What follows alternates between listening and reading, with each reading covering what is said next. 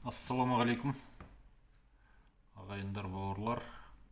Мынау тағы да бір сепаратист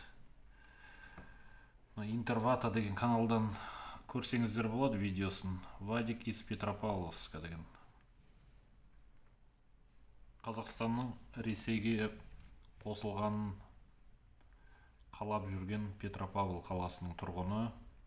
Петропавл қаласының атауы қазақша атауға ауысқанына қарсы сепаратист ватник.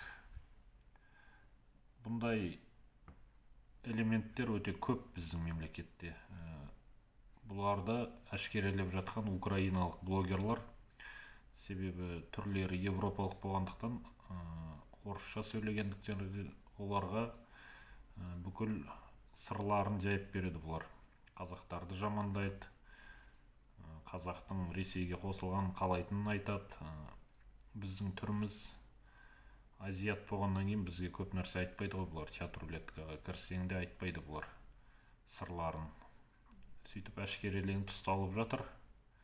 Осыған байланысты мен Бұхар жыраудың өлеңін оқып берсем сіздерге. Күн батыстан бір дұшпан, ақырда шығар сол тұстан.